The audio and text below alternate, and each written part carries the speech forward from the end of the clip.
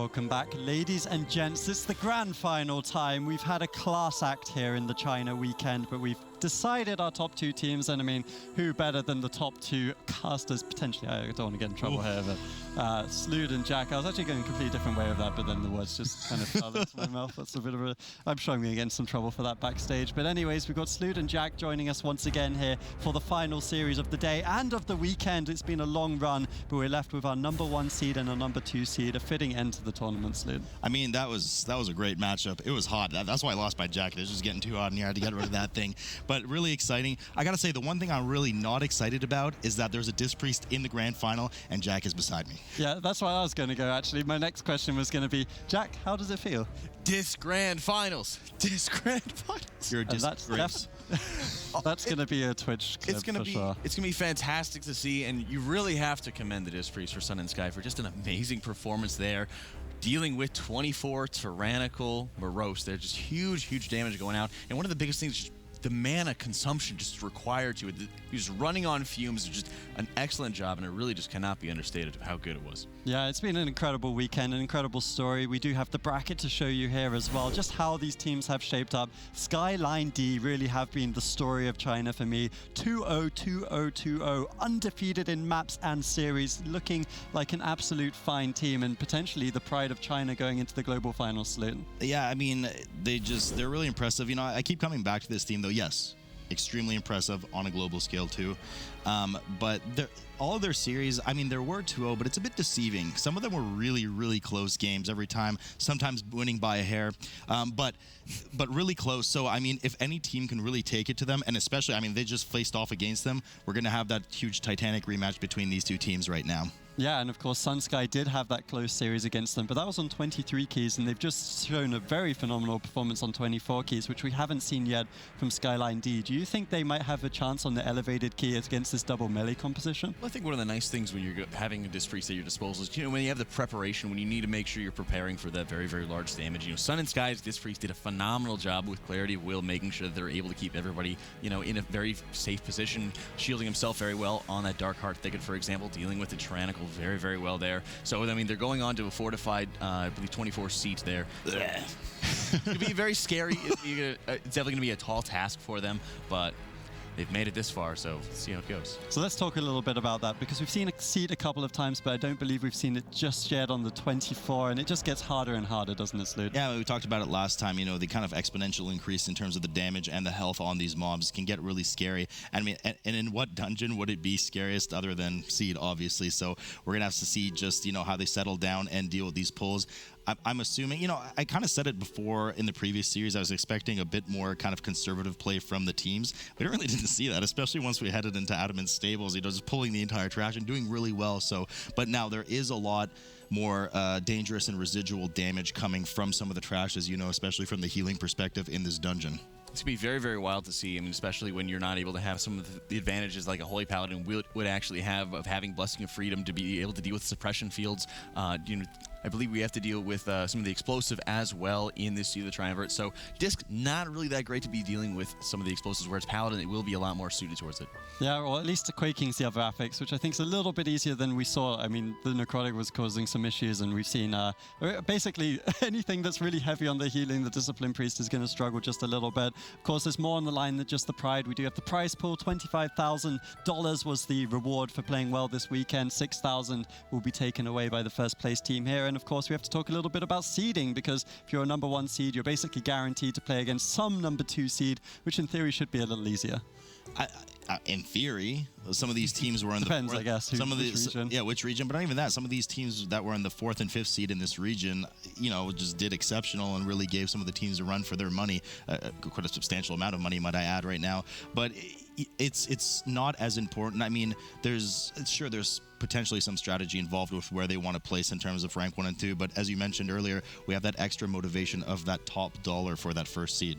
Yeah, and let's talk a little bit about the compositions of these two teams, because it's not so much what we would have expected necessarily. We've talked a little bit about the Discipline Priest and the Restoration Druid on both of these sides, but also Skyline.D, who are the #1 seed and been doing so well. They're running this double rogue composition, Jack. Yeah, they're running this double rogue composition, and they're running, quite an aggressive one at that, where they've actually been focusing so much into their single target, into their boss damage, and they've really become, quite well known for just how well they're able to just drag more and more mobs into these bosses, playing quite risky there. But it really has just shown that they've been able to steamroll these opponents and just going 2-0 constantly throughout the regions. Yeah, absolutely steamrolling. We'll have to see how they do on the global stage. I really can't wait for that. After this weekend, it's built my appetite, because last year, I think it's fair to say that China, they disappointed just a little bit. I mean, it's a region with a huge player base, of course, for World of Warcraft. You'd expect something really good out of them, but ultimately it was actually Asia Pacific who produced our champions, Free Marcy. This year, China looks a lot more practiced, a lot more prepared. And I mean, if you're one of the other regions, do you think there's even some strategies you might have picked up from watching this weekend? I mean, mages and BRH are probably a good factor at the moment, so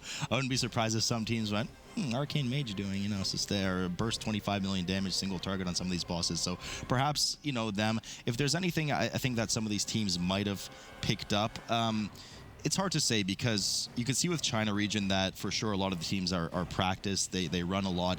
I don't know if there's anything so groundbreaking on these teams that the other regions would drop their comp and drop their strats, but perhaps some of the pull strategies, perhaps some of the trash that they're pulling, and some of the pathing might be something that they consider. Yeah, I think the pathing is really one thing that you really capitalized on. I mean, we've seen a lot of Arcway games today, just really clean when you're coming out of, say, like the Shroud, going into a lot of the Mana Wraith trash, just going right up the gut, right up the middle. And we saw the very stark difference, for example, between CBA and Skyline, where they were just showing, one team doing a full-on death run and the other one clearing out all that Mana Wraith trash and kind of going into a very risky all or nothing. We get this trash and we're able to move on.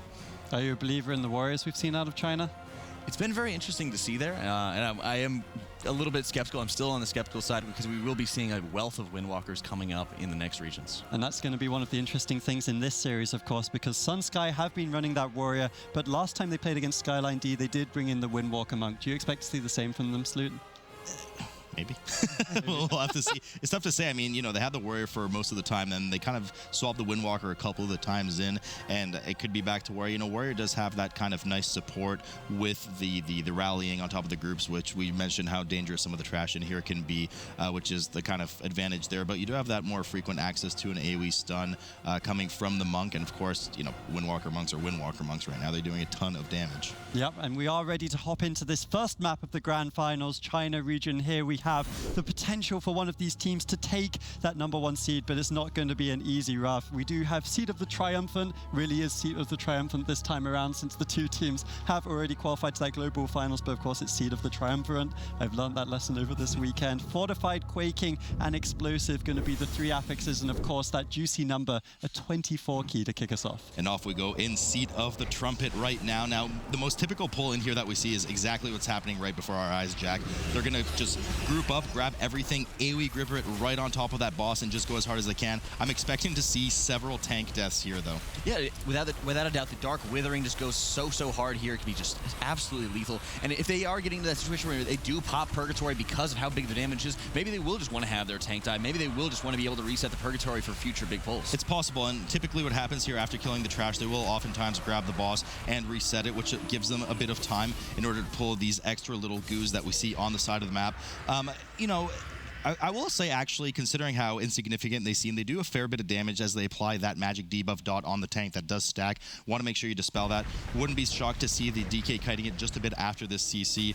You were seeing the exact same mirror play from Sun Sky on the right side of the screen. Yeah, but you're seeing there's quite a lethal dot that's going up on the tanks there, and just how easily it can stack up. So it's great to see out of Skyline.D and out of Sun and Sky just mirroring each other, making sure that they are kiting out these little goos, making sure that they are not getting afflicted by these extra dots. And they are, again, Sun and Sky right away pulling into the boss.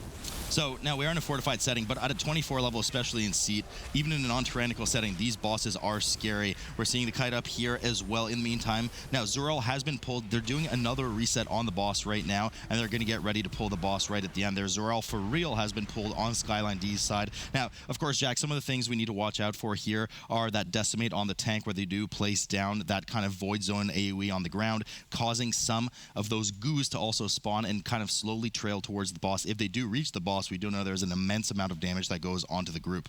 Yeah, it's very interesting to talk about, and one of the big things that we've seen out of Skyline.D constantly throughout this, all of their games really, have been how much they've been wanting to have extra, cleave through their Shuriken Storms, pumping it into more single target damage. So while, most groups are going to be looking to get all these oozes together, cleaving them all down, annihilating them, I'm really curious if they're going to try to control them and try to actually use them as extra fodder to be able to just pump out more single target damage when the boss becomes more vulnerable. Indeed, and so now we do see the extra ability coming in for the boss here, where he will send one of the players down. I believe the healer cannot get targeted by this. However, the tank or DPS can. In this case, on your screens, you do see that the Blood DK for Skyline.D has been sent down. He has that kind of phased, swirly icon on the screen.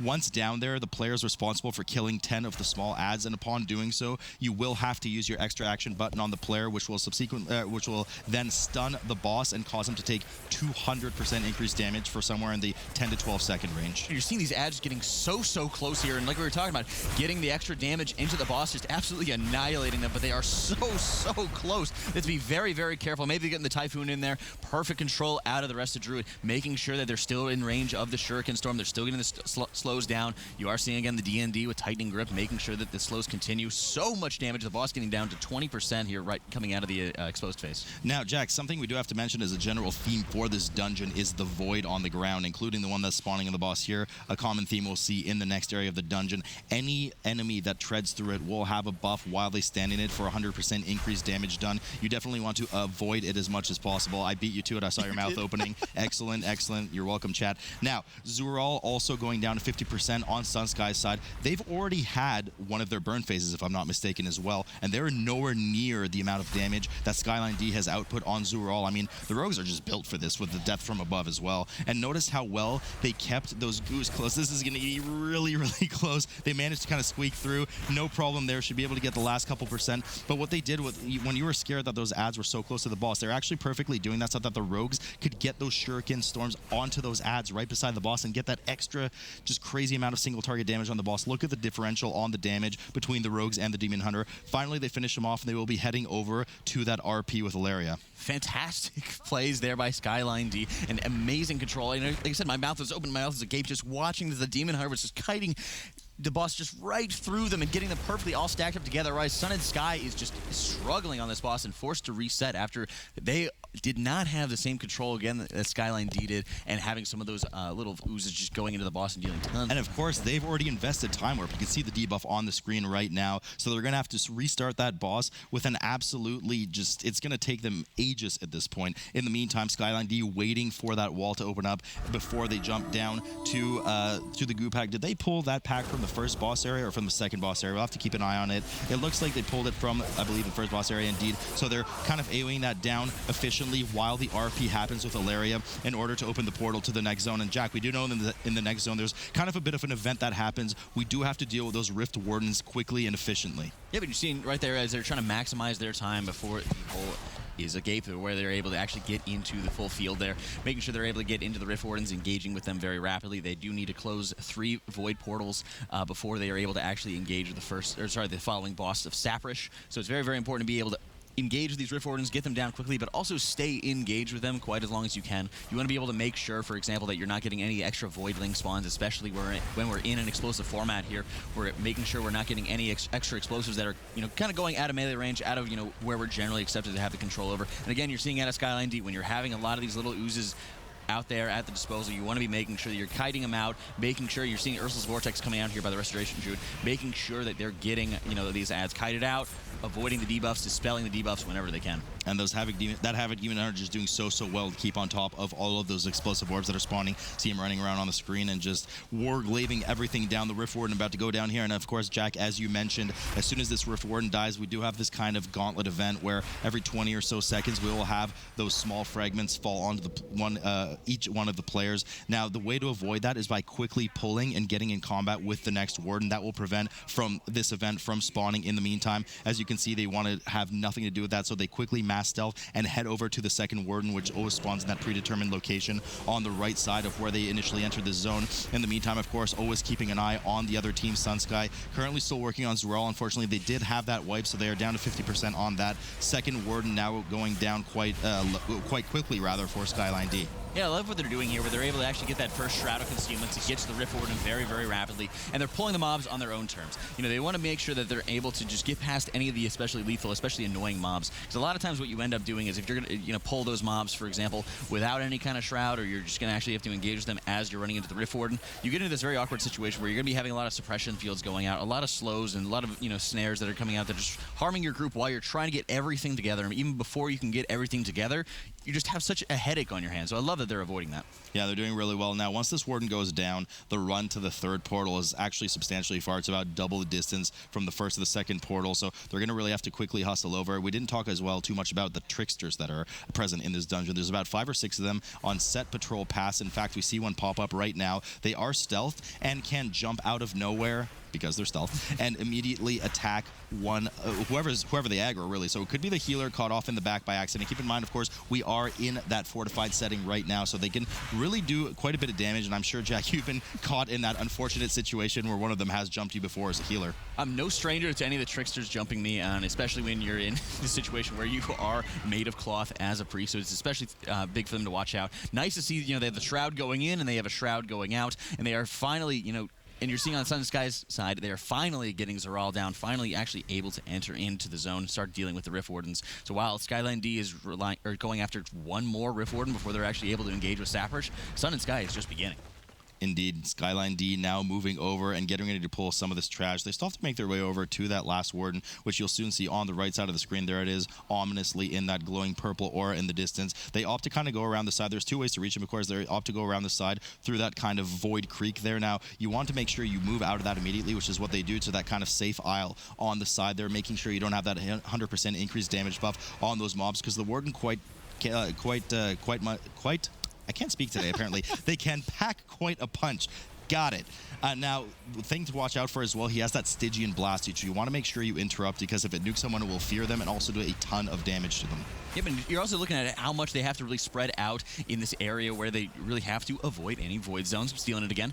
And you're also seeing the cheat death going up for one of the rogues there, just because it is such a small area that they actually are able to keep all those mobs in, making sure that they're not staying into any of those void zones, getting all the interrupts they have that are required. And I really would have liked to see them actually pull this back even further, making sure that they're actually able to pull that Trickster, because there is one more Trickster that's going to be in between where they're standing right now and Saprish. Right, you're either in tricky locations throughout the map. Sun Sky finally moving past the first boss, as we saw a bit earlier, working on that first Warden. They're quite behind at the moment with how kind of flawlessly, honestly, at the moment, Skyline.D and how pre-planned and well-routed they are right now. It's going to be really tough to catch them, and it's kind of the same story every time we see these teams facing Skyline.D. It's I hope they hope that Skyline.D messes up and wipes somewhere. Now, Skyline.D, as much praise as we give them, we have seen them in a couple of maps where things have not gone their way. They've been a bit of a sloppy play, a couple of wipes here and there. It has happened. Certainly not immortal, so if there's any dungeon that could break down some of these exceptional teams, this would be the one. That's right. This would be the one. This is the one you also, it's the furthest away for these teams when you're looking at, we just had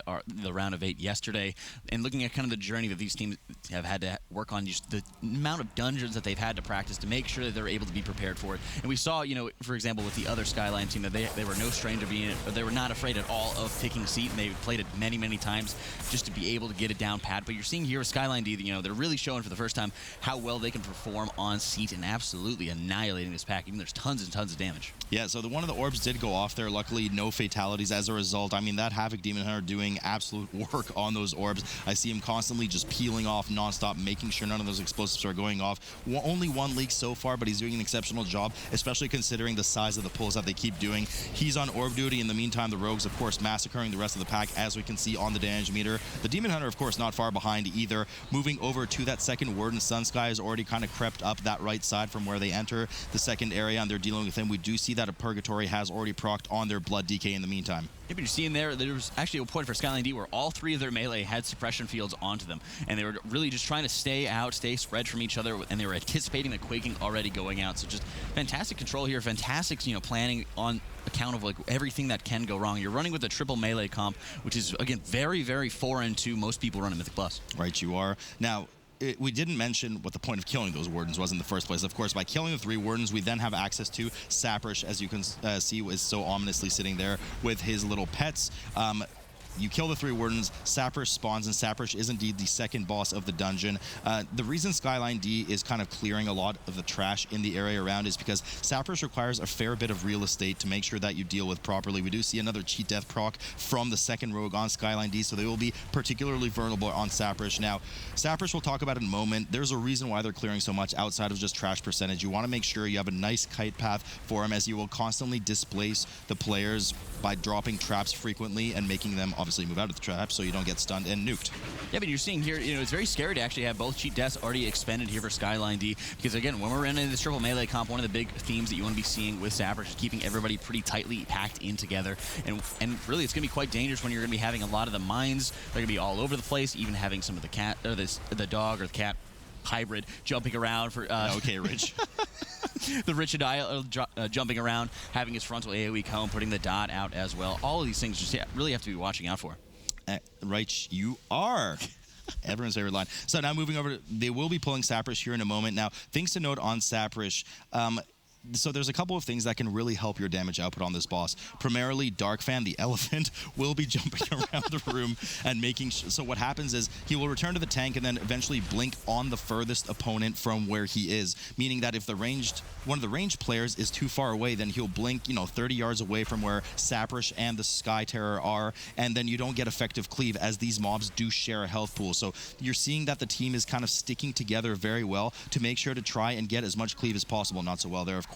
Darkfang spawning away, and of course, these fell explosives are pretty... Ooh, they kill that last fell explosive. So these fell explosives do, of course, spawn from the bosses as well. The Shadewing will jump around once in a while, I think every 20 or 30 seconds or so, and you do need to make sure you interrupt that AoE fear from them, else everybody will get disoriented and feared for those 5 seconds. But it is really important. I'm actually surprised they're not taking as much advantage of cleaving onto Darkfang as they could, especially in a triple melee comp and with 2 sub-rogues. Yeah, and it's very interesting to see where you're talking about that. I mean, a lot of times they're kind of just getting the extra, combo points out of, using the Shuriken Storm to dump more damage into, their primary target. But it definitely is something that you wanted to kind of see a little bit more of, and also maybe a little bit more of damage coming out of the rest of Druid, because you are seeing he's, at this point, really kind of moving around, and if anything, he's kind of setting the tone for where they're going to be moving in the future. But one of the most dangerous things is we're getting into this situation where you have to deal with the fell explosives that you are leaving behind. You're waiting for the mines to explode where they're sitting right on top of the fell explosives. You're waiting for them to explode, then you have to move back onto that location to get back on top of the fell explosives, and then you have Darkfang jumping back there. So it really is just kind of bouncing between, almost 2 points or 2 or 3 points here coming up, while also having to stay spread out for Saprish's slicing ability, where he will just slice through players, and he will also gain damage for any of the players he's also slicing. Which actually ends up translating into a lot of tank damage, to a lot of extra shadow damage on that tank. So the traps that he does drop as well, we didn't mention, we do have an explosive go off there. Luckily, nobody does suffer as a result, but the traps that he drops there will eventually kind of get bolstered. As you can see right now, he will purposefully manually set them off, so that's why the players are trying to make sure that they stay nice and far away in the meantime. Darkfang nearby yet again. Another explosive in the back about to go off. Does go off. No fatalities in the end, but, I'm not going to lie, I was expecting a bit better play from Skyline.D on this boss. They could have brought these mobs a bit closer together, couldn't got some cleave, letting some, as a result, that we said another explosive goes off there. They just keep healing through these explosives, and there's a lot of damage to heal on this fight anyways, so the rest of Druid doesn't really have time to go and deal with the explosives that they're leaving behind. Well, I think it's just part of the legendary setup that you're seeing on behalf of the Druid. You really wanted to start seeing, more of an attention given to these fell explosives. The rest of Druid just seems very content to be able to actually just heal through it, but I think it's a huge mistake that they're making here. Rather than focusing on their HPS, which probably is going to be quite high, they really have very low DPS for the, an opportunity where they would be able to, say, take like Fury of Nature, take Lady and the Child, and have just such huge cleave getting onto all 3 mobs, but also being able to have a stronger Moonfire there, that way the rest of Druid, not the Demon Hunter, would be more easily able to be set up to actually take out these explosives. It's late, Jack. It's late. I know how you feel. Now, the second rogue we do see actually re-proc cheat death once again, so luckily it did become available throughout this very lengthy fight for Skyline.D. Sun Sky, of course, on the right side of the screen. We haven't forgotten about them. They have finally moved over as well and started to work on Saprish. Now, they are 5% behind on trash.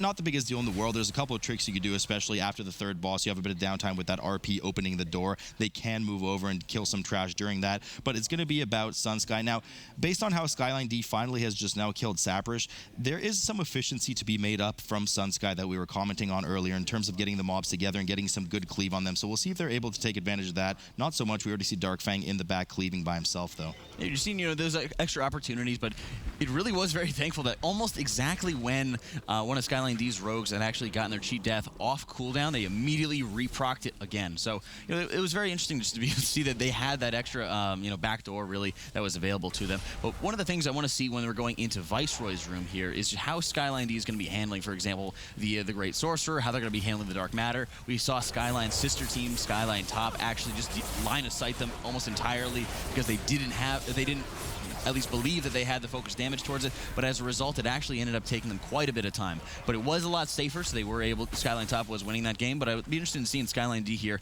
How much time are they going to spend on that, and is Sun and Sky better and prepared for it? Yeah, we'll just have to take a look at that. Skyline.D, of course, there are two paths to approach Viceroy's area. In the meantime, one of them is this typical path where you kind of split the groups up the middle, making sure you drag those little goos along with you. The other one is kind of going around the backside where you will meet one of the trick-or-treatsters, and then you will pull them out of that void, making sure to DPS them down prior to aggroing some of this trash. Now, the trash here is really nasty. Some of the worst trash in the dungeon. Oh, there's a trick. There you go. So they're going to have to deal with the tricks here first. Yeah. What a treat. So there is a patrol around the area from that Shadow Weaver mage that we were talking about.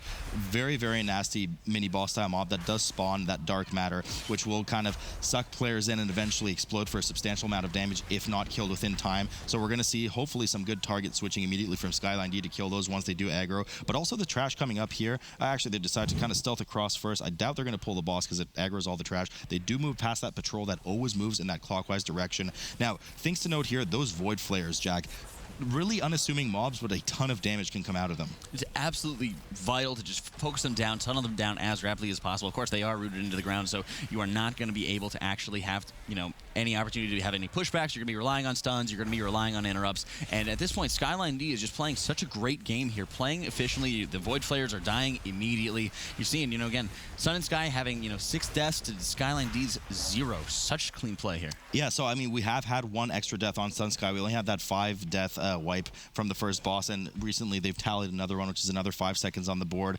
Unfortunately, they're still working on Saprish, though 20% now, and after dealing with that, we'll probably see something similar approaching the Viceroy area. They do decide to cut across again and deal with that second set of tentacle trash first. Then we'll have the 3 goos, which likely I believe they will try to combine with that patrolling Shadow Weaver pack. It'd be very interesting to see as well with Skyline.D if they're going to actually go after the entirety of that patrol pack, or if they're actually going to be going and trying to CC and kind of get a piecemeal. You're seeing Sun and Sky here actually losing their healer and trying to see if they even have any battle resistance. They do not have any battle resistance left available, so they have to burn the last 8%. No healer left available. They have to be just playing so safely here, relying on, the team no healers instructions to relying on Case Leech in order to survive. So they should be able to do it. 1% on Saprish. Finally, they do manage to get it down. No other fatalities. The healer can't be rezzed at this point, so I don't believe... Oh, there is a checkpoint here, if I'm not mistaken. Yeah, so there's a checkpoint here. He is able to release, and they'll start moving over to Viceroy's trash, while in the meantime, of course, Skyline.D on the main screen here, dealing with the rest of that trash and rearing up to pull that really nasty Shadow Weaver pack in a moment.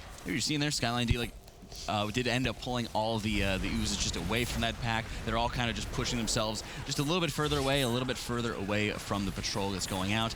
And they do have the opportunity, for example, just to get one of the imprisons off on one of them, just to kind of prevent them from engaging with some of them. But it'll be interesting to see if they just take it all up at once, because they really don't have any kind of good positioning where they're standing right now to actually be able to dodge the dark matter if they wanted to. Yeah, so they do get a double sap on those mobs right now, and there is the Shadow Weaver indeed. They are respecting just how dangerous this one mob is. They do pull it while leaving the other 2 sapped. It's just that dangerous. You want to deal with it solo. Fellow explosives going off, they do well to handle it. The Void Discharge, only some damage on the tank, but you want to keep an eye on the screen. As soon as that Grand Shadow Weaver spawns one of those dark matters, they will want to immediately kill it. It should be deleted off your screen. screen in just a moment, the moment it spawns rather, because it just does so much damage. 24 fortified. Yeah, but you're seeing right there the advantage that they're able to have, just having the focus damage, having that good preparation for the dark matter. It is basically just the super explosive mode, and they need to just be able to kill it as quickly as possible. We do have a fatality though from one of the rogues. And the dark matter almost going off there was just very, very scary when you're losing that 1 DPS right at the point where you need as much damage on target as possible. It's just so wild. Fortunately, it didn't matter that much in the end, but they will be moving around to those 2 sapped mobs. Now, they are still in combat technically because they did aggro that pack, so they're not able to res that rogue that's fallen at the moment, if I'm not mistaken. Oh, no, they are. With the sap, they didn't. No, they are. You're right. Yeah, they sapped prior to getting in combat with the oozes, so no problem with that. The saps do wear off, and those 2 mobs start padding across the room one more time. They're getting ready to kill those 2 mobs, which without that Shadow Weaver is not as dangerous for sure, but they'll have to just watch out for that and deal, of course, with that really annoying debuff that sucks you in, and you can outrange that, of course. Once they kill that, they will be starting on Viceroy himself. In the meantime, we are seeing actually that kind of backdoor strat in terms of approaching the Viceroy attach from Sun Sky on the right side of the screen. Yep, and the backdoor strategy basically just involves going way around a lot of the architecture that, it looks like there is a wall back there, but for Team Sun and Sky, there is just a small route. You do want to make sure that your tank is up front and ready to engage that Trickster because he is right up in your face. Unfortunately, Skyline.D doesn't really have much of the opportunity to be able to outrange anything with their all melee comp. When they are all getting sucked in, they all basically have to be moving together as a group. Thankfully, there's no kind of like ground mechanics or volcanics that, they have to be moving as a group, and the one person with the vacuum is deciding where everybody else goes, so they're getting it down. It is quite a bit of single target damage that you really have to focus on. Thankfully, the explosion at the end of the debuff isn't too bad. It's just for the focus on the single. Friends stick together though, Jack, and there's that quaking, like which you is and quite, me. Yeah, which is quite irritating for kind of sucking them all together. Now we do have a Viceroy and Nazar here. A few of the mechanics for this boss, really nothing too crazy, but can get out of hand really quickly, and there's a bit of RNG element, especially for this group particularly. We have seen Skyline.D run Seat during the China series before, but they honestly were very lucky with their tentacle spawns. The boss will spawn 3 tentacles randomly in the room, and of course, being an all melee comp, it's really beneficial for them to have them spawn as close together as possible. So we'll see exactly where they spawn. Not looking like the best spawn for them right now. You do have to kill these tentacles, Jack, because they do a ton of residual damage on the raid. Yeah, and as a healer, you really have to watch out for, because these void tentacles do not care if they're targeting 2 people at a time, and very, very rarely, trying to focus on, the healers, or very, very focusing just on so many of them all at once. I apologize. But one of the biggest things is you're going to actually have to be dealing with not only the tentacles coming out, that they still need to be able to kill that last one off in the back, but they also will be getting... what a horrible spawn.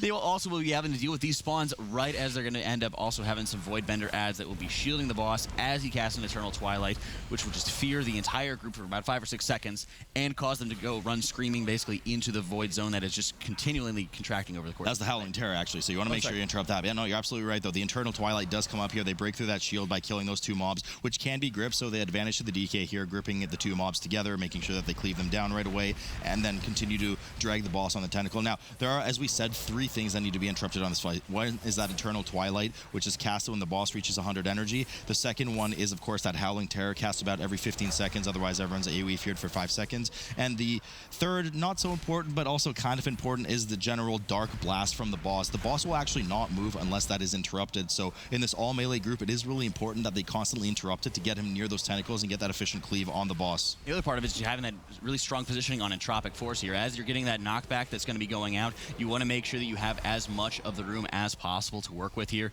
So you want to make sure that you're not, for example, standing near or in the dead center and you're getting part of your group just getting knocked into the void zone that is on the edges of the room. And they're actually getting pretty good spawns here with the tentacles, a little bit better than they've been getting in the past, right as, again, they're getting those Void Bender adds that are coming out here, just making sure they're able to focus all of them down before that Eternal Twilight goes off, getting the kick, being able to take down the next tentacle. And while it looks like they did a fantastic job here, they're just getting those Void Benders down so quickly, it can feel like an eternity, let me tell you, as a healer, when you're having to deal with 1 or 2 tentacles that are left alive as the rest of the group is forced to actually switch to those Void Bender adds. Okay, so a decent spawn here with 2 tentacles nearby. I mean, I gotta tell you, we've been discussing this boss to death. I mean, my hair is in my eyes with Set right now, and the boss is still only at 40%, which kind of shows the RNG and the inefficiency of having this 3 melee comp on this boss, as they constantly need to kick, move the boss around. If they don't get that kick, kill all the tentacles in the meantime. Of course, we are having some issues over on Sun Sky's side. We do see 2 more deaths go down on the board board for them as they're wrapping up this last of the trash prior to Viceroy. They do manage to kill it off, so they're going to get the res here as we see the Disc Priest casting right now. Hopefully that...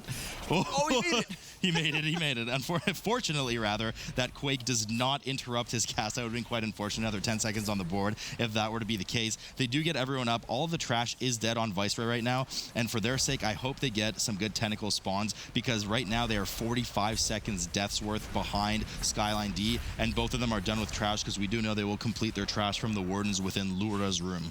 And you're seeing not only is they huge deficit there with deaths, but they're also having just a massive difference in health pools for the boss fight. 23% for Skyline.D to Sun Sky's 91%. And again, you know, like we said, Skyline.D has had this big focus of constantly throughout, you know, their entire run of the Chinese regionals, making sure they're able to get more and more adds to be able to cleave, to pump out more single target damage. And they really haven't been having it with a lot of the tentacle spawns. They really haven't been staying that close together. It's been really hard to actually get two of them together close enough to even have like a Chaos Nova stun. Yeah, I mean, nothing, yeah, honestly, for them, nothing but the Bermuda Triangle spawn worth of tentacles we've seen in the, just like all the possible edges of the room, ends of the room. Viceroy now at 80% over on Sun Sky's side. In the meantime, Viceroy, albeit slow, but slow and steady, they are finishing the last two as making sure they interrupt that Eternal Twilight cast. Otherwise, that will one-shot the entire group. Finishing it off, Viceroy going down to 4% in just a moment. That rogue getting so low, no cheat death proc there, fortunately for them. They do have that tentacle kind of spewing off. They decide to ignore the remaining tentacles and finish Viceroy off in the meantime, therefore triggering the RP between Ilaria and them so that they open the door, and Viceroy only down to 72% now, and that's a horrible tentacle spawn as well for Sun Sky. It was actually a terrifying moment there for Skyline.D as they basically hard committed to making sure that they were going to be the one, you know, just tunneling the boss right as the Void Banner ad comes up, shields them. They need to be able to get those down, and they're not touching the tentacles at all because they thought they'd be able to actually kill it quick enough. So it's just very terrifying moment there where you had that rogue getting focused by two tentacles at once, and the healers forced to spam them as hard as they could, but it was a really good job there. Sun Sky now working on Viceroy. In the meantime, lots of damage going out with that entropic pushback. You know, they do have the mage to kind of help them with these the tentacles that spawn, but not as effective as, you know, say, you know, a Moonkin or a Shadow Priest or a Warlock in the meantime, you know, that could kind of effectively multi-dot everything. You know, they do have to kind of turn and burn some of them, and with them being so far away, that Ignite is not going to be very effective spreading. We do have a death go down, unfortunately, from the Warrior, and now the Priest goes down as well. They do have one battle res in their favor. They use it on the Warrior, who chooses not to accept it. In fact, they translated over to the Death Priest, who does accept it, but now they are stuck 3-manning as they have another death go down. The mage indeed does fall, and at this point it's going to be a full wipe on the team as those explosives completely overwhelm them. And now they're going to have to start on Viceroy from scratch. Now, Skyline.D already moving in Lura's room. In the meantime, these two Rift Wardens will be their final percentage for trash, and then they'll have access to that final boss. The second time Sun and Sky has actually had to reset a boss halfway through.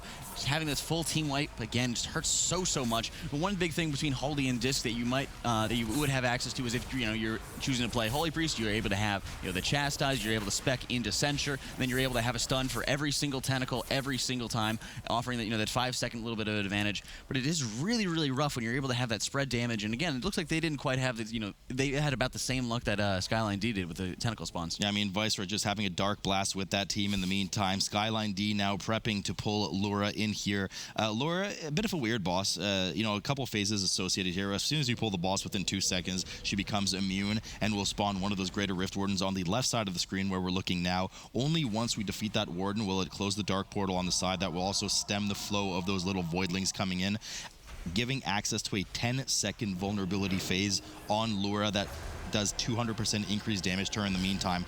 Once that ends, we will actually have 2 greater wardens that spawn. You kill one of them and then another one because you don't want to deal with absorbing their meteor shadow soak mechanic too much, which, as we can see at the bottom of the screen, if you don't soak that, it will nuke the entire group.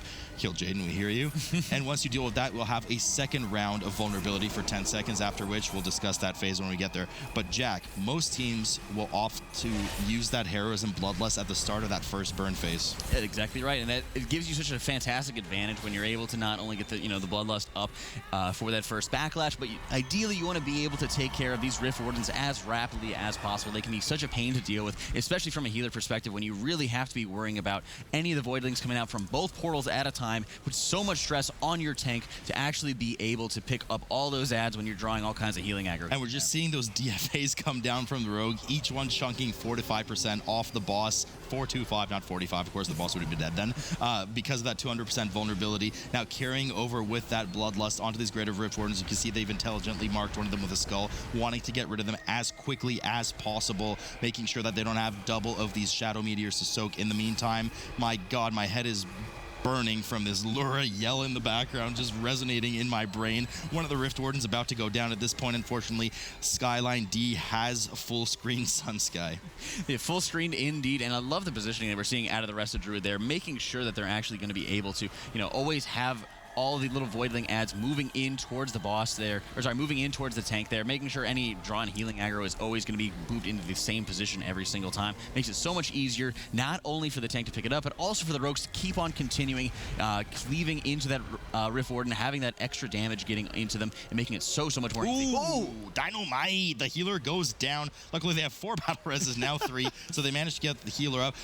At least it wasn't at too precarious of a time. If that death had come late into phase 2 on Lura, that could have been a different story. Everybody would take down quite rapidly. One of the rogues did unfortunately proc the cheat death during that little sequence there. The second burn phase about to start on Lura, and as alluring as her Scions of Sirens are right now, they will have to defeat this boss in order to finish the dungeon. Huge chunks of damage going into her. She does have that second vulnerability backlash phase, taking 200% increased damage, and they're starting the phase off at 44% HP on her. Yeah, but it's really, really nice here when you're seeing having such huge burn phase. A very, very good job here by Skyline.D. Big things are going to be standing on one side of that little stage that Lura is, performing her little concert of ghastly wind chimes. And also you're just seeing, the entire group doing a great job, just trying to stick together as best as they possibly can. The rest of Druid, thankfully, is just able to have, to step out of the group and just be able to make it a little bit easier. The rogue does look like he's getting kind of caught out here. Just getting in this awkward little corner. You're trying to see if you put as much healing as possible on him. That way he's able to kind of step into the void, get that shadow step off, get back into with the team. Yeah, making sure that there was no treasure in that corner after that. Rogue found that out, joining the fight once again, making sure that they constantly bait these void zones that were left over from the little voidlings. Now, Jack, oh my God, we do have a huge chunk of damage go in, proccing the second cheat death on the second rogue there. Now, Jack, what I was about to say, in fact, is it kind of what just happened. This boss's Soften Rage and AoE damage on the group ramps out of control very quickly. This is a 24 after all. It is indeed, and it's really actually well suited towards the rest of Druid. When you're able to have, for example, taking Germination, when you're able to have Cultivation, you're able to have these, the double rejuves, but you're also able to have that extra hot that kicks in whenever any of your allies are hitting 60% and they already have the rejuves on them. So it's nice to be able to have that kind of backup plan and that kind of bounce back that makes it so much more easy to deal with this constant taking damage. And the rest of Druid just does a phenomenal job and is really, really well suited towards this. Yep, I mean, we do see a bit of damage going on there with the dot. No problem for the Druid to heal through. Druid, of course, sitting in the back by themselves. Why do you think the Druid is not opting to kind of join the players under the boss to make sure that the F-Low's taking on it? Are they even dropping F-Lows at this point? Is that efficient? I think part of it is just going to be the quaking, making sure that they're kind of standing out of the way there, making sure that they are really just avoiding as best as they can, splashing onto anybody else. There still is going to be that extra movement required. You're still going to have the rest of Druid, for example, making that extra movement anyway, so you might as well just make sure that, the DPS, the 3 melee really that you're going to be having sitting in there is all going to be making sure they're staying, as spread as possible, making their lives a little bit easier on the healer. As you're seeing, the rest of Druid has plenty of mana at their disposal, and they're getting Lura down with only 2 deaths. And Lura will sing no more, Adrian. Thank God. It was starting to hurt my ears a little bit there. But another clean run from Skyline.D. They've been looking so good throughout this tournament. I was actually having a little look on radar.io just to see how many deaths they've had throughout the whole instance. It's been 15 across 5 dungeons, so just 3 deaths. And we've been really throwing the kitchen sink at them when it comes to affixes as well. So really well played by these guys, really showing why they are potentially the best team in China. We're 1 game away from finding that out. But I mean, honestly, in that one, I have to say Sun Sky struggled just a little bit with the seed. I mean, it started bad out the gate from them. Right away, they had the wipe on that first boss, and from there, it was just a lot of tough recovery. After that first boss's wipe, they managed to get through the dungeon pretty well. A couple of sloppy wipes on Saprish, and then just a lot of struggles after that with Viceroy as well. It all kind of adds up. But the problem is also with that first boss kind of wipe is that you pour everything you have at the start, all your CDs, and especially Bloodlust, and to wipe later into that boss and having to repeat that massive amount of health on the boss with that vulnerability phase that he has with the 200% damage increase taken, and not have your Bloodlust is detrimental. It's a huge time dump. It's also just very disheartening as a team when you're starting off right off the gate and you're having to just completely reset everything, all the time investment that you're seeing. But even if we have to see, even if, you know, of course, they did play that cleanly, you had to look at, for example, very first boss, they had one vulnerability phase and they already got the boss down to like, what, 15%? Just absolutely phenomenal damage and control, really, like keeping all the little voids very, very close to the boss. That way they're able to just pump more and more single target damage. It's a fantastic job by Skyline.D. Yeah, I mean, I think it has to be said that even if Sun Sky had a super clean run, it would have been really challenging to beat Skyline.D. We can have a little look at some of these moments here as that game did conclude. 1-0, of course, to Skyline.D, who have just been looking so good in this China regional weekend. They're one game away from winning the grand finals. We'll have to find out if they can do it after this. Who is the best team in China? We're probably finding out on the next map.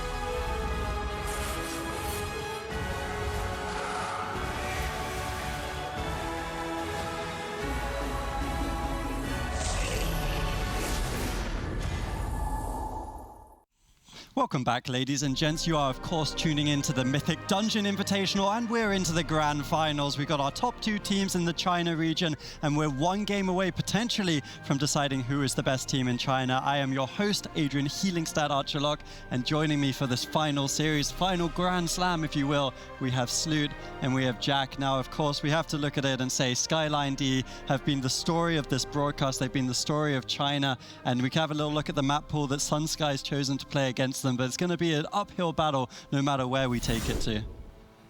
Seeing here, getting the Vault of the Wardens here, I really love this map, or this map pick out of Sun Sky. I do, and it's a lot more friendly of a Disc Priest map. Let me say that for sure.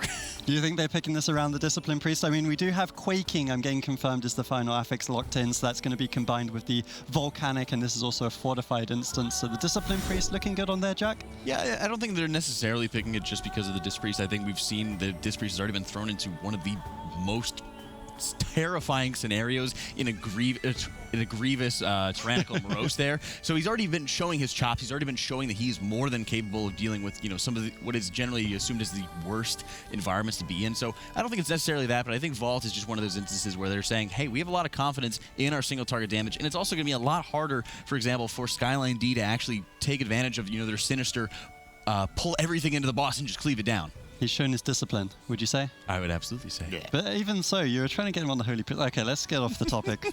We have to talk a little bit more about Skyline.D, because at the end of the day, they've been playing this double rogue composition, triple melee, and it's been working well for them, Sloot. I mean, it's been working great. They haven't dropped a single map. And it's not just that they've won every map. They do it almost flawlessly. I mean, oftentimes you see these maps that are being completed with 0 deaths. We had 2 in the last map, but 24 Seat of the Triumvirate is nothing to scoff about. It's usually one of the most avoided maps on live servers. So, not surprised to see that from them. They're probably going to stick to the same comp. They just seem to be comfortable with it inside and out. No problem for them. Yeah, it does seem like that way, but we are ready to hop into what potentially could be the last game of the tournament. It's been a grueling weekend. We've had so many ups and downs for many of these teams, but it really has been a story of Sun Sky and Skyline.D. They've been the top 2 teams. Skyline.D, one game away from confirming their placement as the top team in China, and where better to solve it than the Vault? Of course, they're looking to the sky on this one. Now, Jack, in this dungeon, probably some of the most front-loaded, difficult trash of any of the dungeons. I mean, you're done about 50% of the trash by the time you get to Tirathon, the first boss. And the most dangerous thing of all of it here, of course, is Glaviana, that mini boss that I believe we just saw a pull from Sun Sky right now. Yeah, I love being able to just get all of this, front-loaded in together, like you said. And Disc Priest, it can be quite well suited to actually deal with all of that. But it's very interesting to see that Skyline.D is looking to circumvent a lot of that extra trash, and they are actually just pulling everything in together. They're getting all the rogue stealths going on, and I'm actually not sure if they did get Glaviana in with them as well. In very typical fashion of Skyline.D, we see they like to do this a lot, is kind of stealth past everything and get themselves in a very prime position. Everyone kind of stacks on that Blood DK, AoE grip on top of the Bleed DK, and then all of the melee just, explode all over the trash. In the meantime, huge damage coming out of that the Havoc Demon Hunter, They're dealing with all those mobs on the side. Of course, they will have to kind of watch their feet here. We do have a couple of these affixes affecting that with Volcanic and, of course, Quaking. Nothing too disruptive, but, it can't catch you off guard sometimes. In the meantime, of course, Sun Sky still dealing with Glaviana, which just does so much damage, takes so long, so much HP as well, and does that, of course, that pulsing damage once she hits 50% and metamorphosizes. Yeah, there's just a huge damage that comes at that 50%. You also have to really watch out for the swoop that comes out. Just at close, melee range. I believe it's around a 10-yard range, which you can swoop and just deal tons and tons of damage, especially when we're at that 24 setting. We're at 970 eye level. We're not having, for example, that extra avoidance that you see a lot of times on gear. Skyline.D taking advantage of their next Shroud of Concealment there. They're getting the saps off. They're making sure they're able to skip past that other set of mobs that's usually extremely lethal. And interesting to see that they actually are just only pulling those last 2 mobs there and then pulling them into the boss. Yeah, I mean, they're starting their RP from the boss right now. But, I mean, you could just tell how well their composition is tailored to their strats, taking advantage of that double mass stealth, something that doesn't cost them that 10-minute lockout on their pots by using the Invis Potions. In the meantime, of course, up the stairs leading to the corner around where you'll find the first boss is Sun Sky. They are still dealing with that trash chiseling through it. Now, Sun Sky will have an advantage in trash percentage by the time they get out of this, but that doesn't really seem to phase Skyline. They know exactly what they're doing at this point. Not really a huge talking point until we get into the later dungeon. I think what's fascinating is that Skyline was prepared for this. I mean, keep in mind, once they'd made their qualifiers, they had, they had to spend a lot of time, and Skyline.D more than anybody else spent a lot of time making sure they got their time trials perfectly. And then they have a little bit more time to be able to get ready, and they're the very first region that's prepared for this, and they already have some fantastic strats in the first time they're running this dungeon. And absolutely no surprise to see just like wherever they can grab this kind of advantage on the boss, pulling those two mobs and immediately starting the RP on the boss, allowing the rogues to once again Shuriken Storm on top of Tirathon in the meantime, getting a ton of single target damage. As we can see, their damage is skyrocketing at the start. Of course, they have dropped now, but those Fell Furies are spawning, one of the mechanics of the boss, even more targets for them to cleave around. And the triple melee comp being fairly advantageous on this boss specifically, because once those chains go out from the Warglaives, once the boss reaches that vengeance state, it can be a bit of a pain in the butt if you have to sit there and hardcast. You have to kind of pre-position, making sure you're in a good spot, getting healed, etc. Whereas this melee train just kind of follows the boss wherever it goes. No problem, no DPS lost. This melee train has no breaks, as you're seeing. They were able to get the trash packs, cleaving onto those. Once the trash packs die to the inevitable cleave, they're getting little furies that they're able to take in. So it's just such a great job being able to have such immense control over these mobs, and they have interrupts galore at their disposal, so they're not really worrying too much about any of the other negative effects of having these mobs. So just the great planning that I'd love to be able to see at Skyline.D, and it's really showing why they're number one. Interestingly enough, actually, we do see that Sun Sky, excuse me, is actually has a bit less trash percentage than does Skyline. We were just about to say, that they're going to have a much more trash percentage, but they do end up skipping some of that trash around the corner there. So it's in fact them that will have to make up some of the trash later compared to Skyline. But of course, they're not too far behind on Tirathon right now. About a 20% differential between the two teams. There comes that first I-beam. Anybody caught in that will, of course, be disintegrated immediately. Skyline as well to move out of the way on that, while in the meantime, Sun Sky getting to that phase in a moment. Yep, and as you're seeing here, the different phases that are coming out on Tirathon here, very, very important that there's going to be the transitions here. He's going to be in the more tanky phase, as you're seeing on the right side of your screen with Sun and Sky. He's now just moving out into the Havoc phase, where he's going to not be taking, or he will be taking a normal amount of damage. He will not be in that tank phase, having reduced damage taken. So this is going to be the opportunity really for Sun and Sky to start catching up.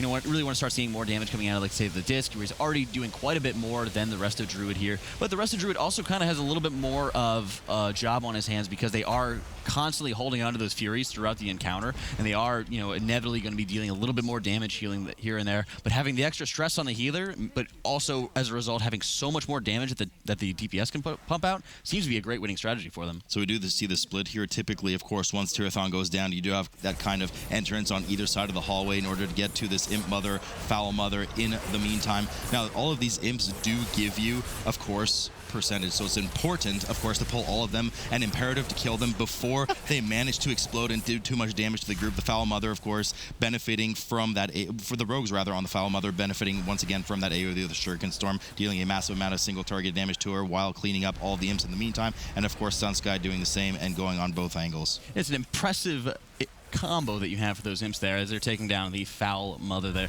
getting the rest of that damage out. And they do a fantastic job actually getting a really, really good cleave out there, making sure that they're still able to have some consistency there with any of the imps that are spawning. They're always able to have just a little bit more damage. And while this mob generally seems that you're going to be something along the lines of a tank and spag, it's very, very easy for any of the little foul detonations that are going to be going off, any of the void zones that Foul Mother does spawn, just to be able to one-shot at EPS if they're not being careful. No foul play there, indeed. They climb onto the elevator. Good timing for them. Although timing, of course, in these races doesn't matter too much on these elevators as long as it's not on the way up. They would have just avalanche potion and jumped down. Nonetheless, they do catch it at the top of its path, ride it all the way down, while Sun Sky in the meantime finishing up the Foul Mother themselves, and they will progress as well to this elevator. And right away we're met with everybody's favorite boss, Inquisitor Tormentrum. Ah, new subjects.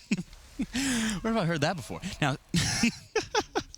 Ah, beautiful. I just heard it in the background there. Now, along with Inquisitor Tormentrum, a lot of these teams oftentimes pull these extra small Defiler hounds on the side of the room, and what obviously it helps with trash percentage. You want to make sure to pull the Defilers and not the Scorchers. Actually, they end up pulling both of them, so they just have to make sure to interrupt them here, not let the drains go out and stun some of the, especially the healer in this case, making sure that they interrupt all of them. There's one of the drains going out right now. The interrupt does go out, and with a melee group especially, it's actually quite easy to deal with those kind of eyes that he spawns in the middle of the room and not get disoriented. You know, as a caster, sometimes it's kind of annoying to position yourself and look at the boss in the direction you need to, and those eyes as well, Jack. Especially dangerous vault at prison that is getting opened up right now. You're dealing with a number of different demons that can be absolutely deadly. I believe it is the Annihilator ad that will charge one of your party members, stunning them, dealing quite a bit of extra damage. So it's going to be very, very important just to make sure that they're getting him down quick. And dropping aggro on the tank, which is a huge pain in the butt, especially if the tank's not quick to pick it up again. It could turn around and smack one of the ranged or one of the DPS, one of the other DPS, or the healer, of course. In the meantime, we do see Inquisitor Tormentorum being pulled by Sun Sky as well. They also opt to pull some of these dogs. Now, we do know Inquisitor Tormentorum actually does traverse to some of the corners, opening up the jails and releasing the contents here. So as a result of pulling the dogs on the side, we can finally perhaps answer the question, who let the dogs out? An age-old question, indeed. And you're seeing Skyline.D working 50% on Tormentum. They're working on getting that transition. Usually what you'll see on live, a lot of times people will be focusing on that line of sight just to make sure all the ads are going to get in nice and tight and clean together. You're always going to be facing the same direction for those eyes. But again, when you're in this time trial format, you need to be able to cut as many corners as possible, play aggressive and getting those down. And you're also seeing actually a quick death. Speaking of playing aggressive, My God, from Skyline.D. I've lost all respect. No, I'm just kidding. Still Skyline.D to Skyline dead. Happens that quickly. My God. Now, we should mention, of course, that Tormentorum does spawn the jail cells, 2 of the 4 throughout the fight at 70 and 40%. We're seeing the second round spawn here from Skyline.D right now. They do actually opt to do the LOS strat that you were saying in the end. Now, this is a particularly menacing group that they just pulled here. It does a lot of damage, a lot of interrupts that need to be done as well. And we do see that players constantly poke out to try to bait some of these casts too. Now, I'm kind of surprised they're doing this, especially with the DK, because the DK can just immediately grip one of the far ads over or AoE grip everything together and just deal with it on the spot. And they'd have such strong damage on Skyline.D. So it's more of a qualitative advantage that they're trying to provide here with avoiding some of those casts during the eyes, and of course not trying to get punted by some of those void bolts from that corner. In the meantime, that corner now spawning for Sun Sky. You know, you made an excellent point there of why they would be kind of going back to that as well, especially because of the fact that they're not able to line of sight everything. You actually did see the movement there by the DK, making sure that they're able to move up, grab that Mind Flayer. Both of the prisons on that left side, in the back left where you're seeing the Mind Flayer as the old gods, and also the one in the front left that's going to be more the Mogu base. They both have ads that will just sit there and keep on casting if you're not able to bring them in. So I was really expecting actually to see quite a bit more focus there, but I do think that it was part of it was just the respect that they had for the Demon Wing, making sure that they were absolutely able to obliterate that Annihilator. And really, these mobs, as long as you're getting the kicks, as long as you're getting the interrupts, they usually are not going to be too hairy. Really, Jack? I'm ready to inform you about it. Okay. Skyline.D now cleaning up Tormentorum, and they'll be moving over to that Mistress mini-boss, of course, with the hounds that she has on the side as well. They'll have to be careful because the Defilers, the Scorchers rather, do, of course, explode for extra damage and will buff her in the meantime as well. Nothing that should be too dangerous for them right now. It is fortified, though, so her damage could get a bit rough towards the end. Shouldn't be too bad. Once again, Inquisitor Tormentorum for Sun Sky, they did decide to deal with that jail where it spawned, unlike Skyline.D, and they dealt with it quite well. No fatalities, nothing to speak of there. They're just finishing off the rest of Tormentor himself. 11% now on the board for them. In the meantime, of course, Skyline.D working on Ileana here, and we do have to be careful. Ileana does do a couple of things that you want to make sure you dispel from the tank, or actually for anyone in the group it could drop on, and she also does that AoE Deafening Roar. Yeah, it's quite nice, for example, where you're not having too many casters in your group when you're having nothing but melee, although it could be quite important. I believe the I-Beam can be interrupted, and it could actually lock out the Demon Hunter, for example. You always have to be watching out for that cast. It can deal, or it can just really lock you out of your situation, or you lock you out of your certain abilities. You're seeing the I-Beam going out immediately after, of course, her shout goes out, just taking no chances there. Healer doing an excellent job getting those dispels off, and really they're doing a great job here, making sure that the Scorchers, for example, are being taken down piecemeal. They're not detonating both of them at once. They're making sure they're doing a good job at getting all the kicks that they required on it. So fantastic job there. So now that Skyline.D has gotten past that point, they do have the option of going to one of the 2 next bosses. Of course, they decide to actually save Glazer for later, oftentimes because of things like CDs, heroism time, etc. So they will be heading over, to Ash Golem first, which is this huge molten giant that is currently encased in ice, excuse me. And once they start the encounter, of course, will break out of that ice, and you can refreeze him occasionally when the statues on the side spawn, leading to that brittle phase where he will take 20% increased damage for 20 seconds. Well, as you see right now, Ash Golem has begun to blaze it up. They are going to be getting the freeze trap coming in on him as quickly as possible, getting that brittle phase started. It is very important to know when he is in this fiery phase, he will spawn little volcanoes and will be able to spawn, which you'll see right after this freeze phase, he will be able to spawn some little fiery embers. If any of those embers actually touch any of the flames that he will be putting on the ground, they will get enraged and they will cast a very, very nasty detonate. Yes, they will detonate on the group indeed. In the meantime, of course, they will be working on that brittle phase, popping all of their CDs, trying to get as much damage in. And we do know Skyline.D has a tremendous amount of burst damage. In a moment, though, he should be melting out of that ice, much like you melt my heart, Jack. And they will be starting to spawn all of the fiery zones on the ground in just a moment. We do see the volcano plume spawning on the side. There's the first of the zones. Now, these zones can be absorbed, of course, by pre-immuning and running through them. They do leave a nasty stacking dot. So oftentimes we see, for instance, the DK in this case try to pre-AMS and grab some of them. But they will want to avoid... Oh, the Ember actually unfortunately spawned right on top of one of those. They will detonate. It shouldn't kill anybody, I don't think. Yeah, there we go. So about 30 to 50% hit on the group. Nothing too scary. Of course, we're not in a tyrannical setting. And Sun Sky just now starting on Ash Golem as well. And it was actually kind of a scary situation when you were having that, where the quaking was going off right as, of course, you were having to deal with the detonates. And it really, thankfully, when you're in a situation playing as a Rested Druid, you are able to keep on putting out hots, especially if you're going to be running with something along the lines of Cultivation, where you're able to kind of get that extra hot that's going to kick in whenever they drop below 60%. So that is a tremendous advantage for them. We always have to watch, some of the differences between Disc and Holy. If there was a similar situation there would be quite a delay on getting the heals out. Yep, so Ash Golem, of course, now chilling out again with his second round of statues. They should be able to promptly finish him off, after which they will, with no trash between them, head off to the fourth boss, Glazer. Ash Golem now at 53% for Sun Sky. In the meantime, dealing with some of the same mechanics we just discussed, seeing a lot of those flame patches spawn on the ground. Soon enough, we'll be seeing some of those embers as well. So Skyline.D downing Ash Golem and quickly running over to Glazer's room. That's right. And you're seeing the similar routes that are coming out. And it'd be interesting to see as well. We kind of see a lot of times regions have very, very similar characteristics of what is generally accepted, of like what orders that you're generally going to be going for. So it's kind of interesting seeing, both teams taking out Ash Golem first before Glazer, and also you're seeing that they have already used Bloodlust, Skyline.D, that is, so they're going to be moving on to Glazer, and they will be expecting to actually have that two-face. Yep, so of course we do have our resident eyeball boss here, Lloyd Glazer. Don't worry, we're going to keep it clean today. So they're about to pull Glazer here in a moment. Now, about 40 seconds into the fight, he will go immune and not bat a single eyelash at the rest of the group, and during that immunity phase, there will be a statue that spawns. Now, we're kind of playing a game of redirecting the beam that he cast from his eyeball into the statues that spawn. Should that beam be redirected into that pulsing statue, it will essentially kill the entire party. So they're going to have to nuke it down. I guess no problem for this group to do a lot of that single target damage.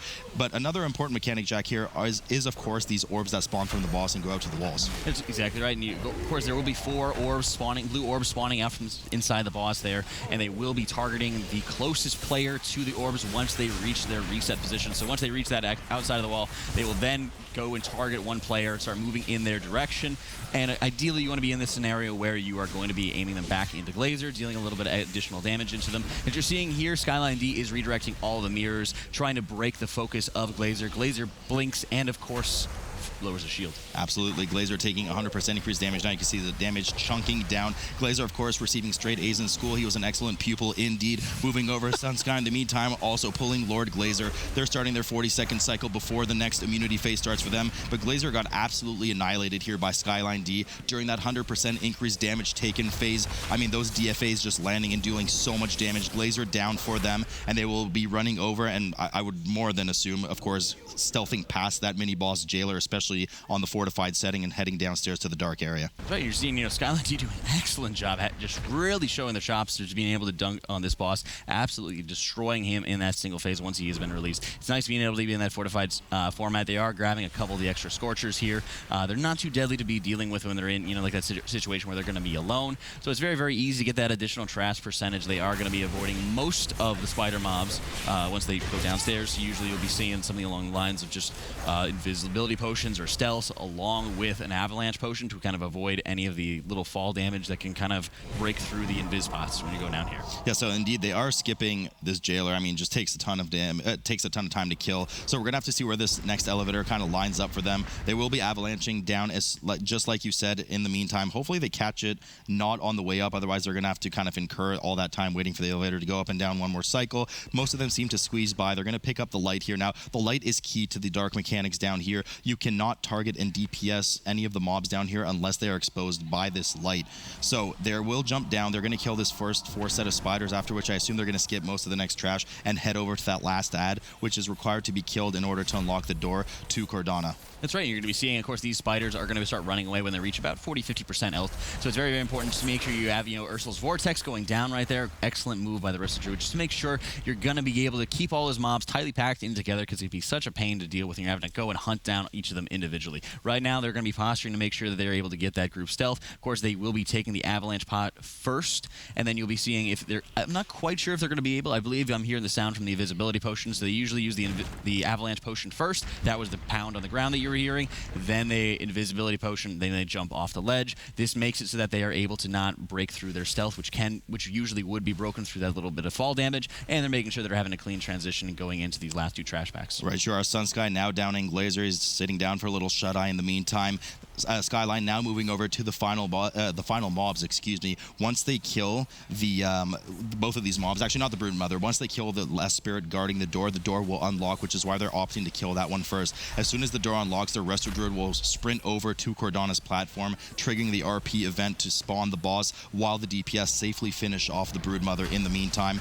Now, unfortunately, Sun Sky will need to use the tank death approach in order of pulling the jailer to the side, which is why we saw the tank death there. They res him on the other side, and they ride the elevator down in order to grab the light. One of the interesting things when we're talking about comparing melee DPS together is we always talk about the extra utility, but the also extra, when you're focusing on the damage that they're going to be bringing into some scenarios. So when we're talking about, say, oh, will we bring a rogue, will we bring a Windwalker monk, the differences between, oh, well, this might be a little bit more niche, where we're saying, oh, we're only going to get the benefit from maybe this map and getting this skip. But Skyline.D consistently throughout the regionals have done such an excellent job running these double rogues, incorporating it not only into their strategies, but also incorporating strategies around the rogues to best suit their strengths. We've seen so many times throughout these series pulling extra mobs, like you said, has been such a huge theme for them. Getting the extra Shuriken and Storm damage into the Eviscerates has been tremendous for them. But even when we saw that past seat, getting in multiple Shroud of Concealments in there just to be able to stealth in, stealth out of certain trash packs, it's working so effectively for them. Cordana now being pulled over for our Skyline.D, while in the meantime, Sun Sky still working to even open the door to have access. Now, Cordana having 2 phases here. At 75%, she will disappear and spawn an image of herself that will steal the light from the players, much like Shauna Paul, give me the light. Once you kill that mob, you will have to find Cordana using that light as she kind of throws glaives from a stealth position around the platform. Once she's exposed again, she will resume her phase 1 abilities, which do include these glaives, Jack, and of course the punt on the tank. But most importantly, the person with the light is responsible for cleaning up that kind of shaded, the void area on the ground that she drops, the shadowed area. That's right. I love the, the references that you're kind of making to me, where it's always going to be the healer's job, or maybe it's just always going to be the priest's job there. I appreciate it. I mean, look, the rest of the Druid just picked up the light. I'm just saying. He knows his place. That's right. So he does grab the light, and he is, of course, taking care of these void zones. It's very important to be able to get on top of these as rapidly as possible, because Skyline.D, rapid, such a huge theme for them, rapidly are approaching the transition phase at 50% here, making sure they're cleaning up, sorry, 40%, making sure that they're actually just be able to constantly, clean up any of the goop on the ground before any of the copies of Cordana continue to go out. She must have some kind of identity crisis, having so many copies of herself. I think so. We watched The Bourne Identity one too many times. Now, Sun Sky, unfortunately, getting full screened at the moment, which we do know what that means. That means we're quite confident that Skyline.D's performance will lead to them winning this game. Now, it's not set in stone yet. She does enter her 40-second transition phase, where she will spawn 4 of these walls in succession. The players will, this is actually a really cool view. The players will be responsible for finding the gap, which you can identify in one of 2 ways. One is you can see the gap very briefly when the wall first spawns, as you saw on the bottom of the screen there, which gives players the time to react and get in position. The other one is you can re-expose the wall itself by carrying the light near it, so you can know where you need to go. Now, from the screen view that we have here, the bottom left statue is always the statue that the first ad in this next phase spawns at. While that ad is alive, Cordana is invulnerable. However, the ad can, of course, get stunned so that you have access to DPSing both of them. That's right, and stuns aplenty this team does have. So again, they're getting the light into that corner there. That way they're going to be be able to instantly drop in that quick Chaos Nova, make sure they're getting the stun off, get the cleave damage, which again, Skyline.D is no stranger to. Watching out for the glaives here because again, the melee area is quite saturated, so it's very, very important there. Great little pivot there by the Blood DK, making sure he's not going to be getting knocked off the edge. You really have to watch out for that big roundhouse kick that's coming out of Cordana, knocking you back and just dealing quite a bit of damage. Edging is certainly not always the answer, as Cordana is currently getting chunked down for a significant portion of her health, and it looks like Skyline.D is rearing up to be our top contender from the China region as they chisel away the remaining single percentages of Cordana's HP. She spawns a couple of extra walls, but absolutely no concern for them, and they will be taking these series a commanding 2-0. Yep, Cordana may well be having an identity crisis, but Skyline.D most certainly are not. They are your champions of China, your champions of the weekend, and they will go home with a hefty $6,000 for their troubles, and of course a plane ticket to the United States of America to play with us at the Grand Finals and Global Finals at the end of June. So that's going to be something very exciting, and honestly been so impressed by this team. I mean, they just, you know, it's funny that we actually casted their very first game together, the very first series of this entire regional this weekend, and the first thing we said after we saw their first game was well-oiled machine, and they just provided that through the entire tournament. Didn't lose a single game, super clean play on every map, barely any deaths, barely any sloppiness, and it seems like they're the kind of team for even one death they're going to kick themselves for, and they're going to practice it to death and come out swinging in the globals. That's really what we've been seeing from them, like you said.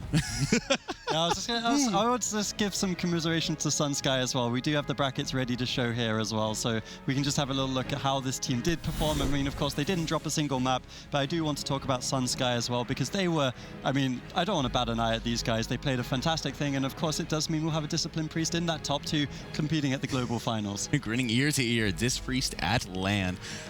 Sorry, yes? Oh, no, I was going to say, I do think that by the time the globals roll around, they probably won't play the Disperse anymore. They'll have some time to practice. We will see. I mean, that's one of the amazing things, how much, you know, both teams have had actually been practicing these dungeons, you know, having the counter picks like you were talking about of Vault of the Wardens, that it really looked like Skyline.D was actually making this pick rather than their opponents. So, I mean, we'll see with Sun and Sky. You know, there definitely were a number of areas, I will say, that having that a Holy Paladin or Rested Druid, probably going to be leaning more even towards the Holy Paladin, is really going to be helping them as they're going to be getting into more of a competitive format. But again, we will see. We have plenty of time, and very, very big kudos to Skyline.D. Vote Jack 2018.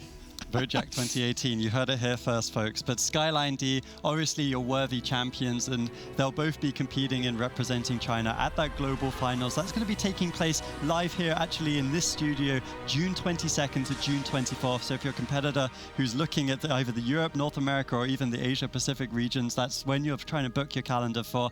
Need to make sure you're around for that one. But of course, we do have a little bit of house cleaning when it comes to deciding who's going to join them, right? We've got our first 2 teams now. Over the next 3 weekends, we will decide who are the remaining 6 teams. Next week, same time, same place for Asia Pacific. But of course, a lot of you guys tuning in now, I mean, some of you might be American, but it's quite late over there. Certainly a lot of Europeans there. You'll be waiting 2 weeks from now, and we'll have a much more time-friendly zone. Of course, it's a global program, so we need to make sure each region is catered to, so to speak. And then after that, it will be North America. So a lot to look forward to in the next 3 weeks before we do head to those finals in June. I do want to shout out Raider.io, who have been doing a fantastic job of providing live coverage. Also, a quick little shout out to Villains, who helped me prepare for this tournament, carrying me through a couple of keys. We'll be back the same time next week, like we said, with the Asia Pacific region, but we do have our champions, Skyline.D, showing their dominance over the China region. They'll be joined by Sun Sky. It's been a tongue twister saying both of those 2 names throughout the weekend. Europe and North America will have to wait, of course. Asia Pacific is up next. Same time, same place, next weekend, twitch.tv/Warcraft. Don't go anywhere for that one. Make sure you're here to watch us and watch the world champions defend their title.